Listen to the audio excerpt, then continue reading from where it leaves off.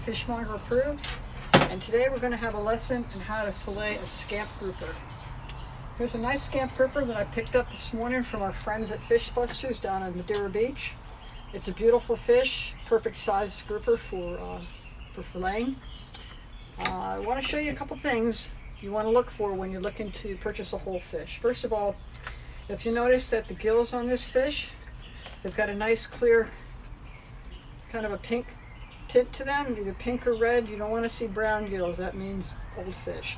Another thing you want to look for is clear eyes, clear shiny eyes on the fish. And also you want to have a little bit of a slime on the fish. Slime good, dry not so good. Dry means old fish. So the first thing I'm going to do is I'm going to go ahead and remove the head from the fish before we start filleting. Using my boning knife, I'm going to go ahead and start cutting the fish up around the gill plate. The gill plate's got like a little bit of a hinge on it, I'd say. So taking the top of the hinge plate from the top of the fish, start cutting towards the top of the head underneath that plate. And then it's got another one that goes in the opposite direction towards the bottom of the fish. So the second thing I want to do is take my knife and run it that way, just giving it a little bit of a cut towards the bottom fin. Flip the fish over and do the same thing, coming up underneath the hinge plate towards the top of the fish, and then in the opposite direction underneath that front fin, and then towards the bottom of the fish. You'll see they've got these little fins going in this direction on the bottom. Just cut around that. So what you've done now is you've released the throat of the fish, and I'm going to show you how to remove the throat after we take the head off. So once you've got the head semi-removed, I just take a little bit of an incision so you get a clean cut or a clean break when you remove the head. So we're getting ready to take the head off. What I'm going to do is just snap it here. We'll snap that way, turn it over, do it again the other direction, and it should come off. If it doesn't come right off clean, just give it a little cut with your knife and it will come right off, just like that. So we're going to go ahead and remove the fillet from the left side of the fish. So taking your fillet knife, go ahead and run just an incision through the skin, following the backbone. From the dorsal fin, you want to just follow the backbone down, nice clean cut towards the back of the fish, towards the tail. And you'll feel it. Your knife really will do the work for you. Just go ahead and press against the bone. Coming along the center of the fish, the spine, I'm going to come over the rib cage, and you'll feel a little bit of a push as you go through the pin bone of the fish.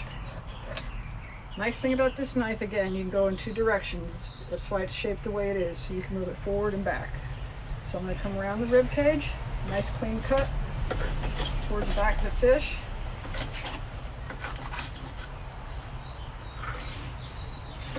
I'm going to remove the one fillet. Turn the fish over, and I'm going to start on the opposite side of the fish, the bottom side of the fish this time. You've got this little fin on the bottom. It's got a bone that sticks up towards the center of the fish, so I'm really just going to go ahead and run my knife just to make an incision along that little bone. Just kind of remove that. Come towards the tail next. Cut right through the skin just a little bit. And then come around the back side of the fish, the top of the fish, with your knife. What I'm doing is I'm just scoring the skin again, making my first incision into the fish before I start removing the fillet. Pushing against the bone of the fish towards the fillet table with nice clean motions. I'm just going to go ahead and separate the second fillet off of the fish.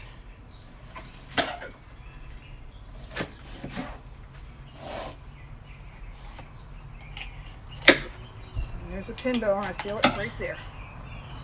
And towards the rib cage. Down the rib cage, and just about done.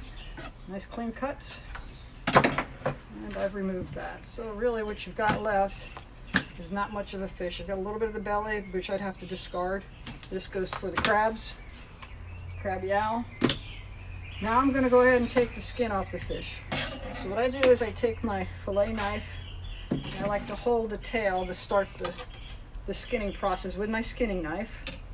Pushing the skinning knife, it's like a dual motion. I'm going to hold my skin after I've just started it with my fillet knife. I'm going to go ahead and swap out and hold the skin and push my skinning knife towards the table as I pull the skin. It's kind of a dual motion, and it takes a couple of times, but you'll understand if you've tried it a few times. And don't be afraid, because the skin is pretty tough on the fish too. Just go ahead and give it a little pull towards the end, and that's what you want to see. It's nice, clean, little flesh left on it, very little, actually none. This is what the opposite side of the fish fillet should look like. Oop. Show you this piece. I'm going to go ahead and remove. This is the belly. What I'll do is just take this belly, and I'm going to cut a little piece of bone right off there. So we've got this little scrap. I'm going to set that aside, and we're going to use that for a chowder that we're going to make later on in the week. Next thing I want to do is take the pin bone out of the fish. So the pin bone runs right here. You can feel it. Remember earlier we cut through it, but it still runs through the flesh of the fish. So I'm going to take my fillet knife, and I'm going to go on an angle towards the top of the fish, and you can just sort of feel it with your knife, and you're cutting like a V motion to get the pin bone out. There's one of your fillets right there. Now I'm going to take the other fillet that I had cut earlier from the left side of the fish, same thing. I'm going to go ahead and hold with my fillet knife, taking my skinning knife and pushing towards the fillet table. Switch it out with my hand, and it's just one complete motion. Pulling the skin, pushing your skinning knife towards the table. Again, I have that little piece on the bottom. I'm going to remove this. There's not much meat left on that. So just gently take off that little bit on the bottom that you don't need. Take out your pin bone. Pin bone runs towards the top. Nice clean cut here. A little bit of pin bone left there.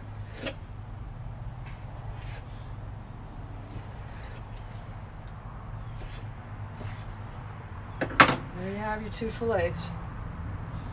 Let's clean off this little piece on the top here. Nice clean piece of fish. Next thing I'm going to do is I'm going to show you how to remove the throats from these fish. And you want to try to save as much of the fish as possible. It's not only expensive, but it's wasteful. If you can, use every bit of the fish. The throats will make a nice, some people bake them in the oven. I like to throw them in a stock pot and then take the meat out afterwards. So what I'm doing right now is I'm actually just kind of pulling the throat piece away from the gills. There's a couple ways of doing it. This fish is so tender, you could either cut it a little bit, just give it, because it's got such a tiny little piece of flesh that actually attaches it to the head of the fish. But all you're really trying to do is just remove that little throat section of the fish. Give it a little twist, pull it off, and there you have your throat. You can bread them, put them in the oven, and bake them at 400 degrees. Come out pretty quick like that. Just a little bit of breading, olive oil. Nice flesh in that. So next thing I'm going to do is show you how to take out the cheeks of the fish. So the cheek is actually located in this cheek section of the fish, but it's like a melon. If you were to just picture like a half a circle inside of here, and the flesh just sits in there.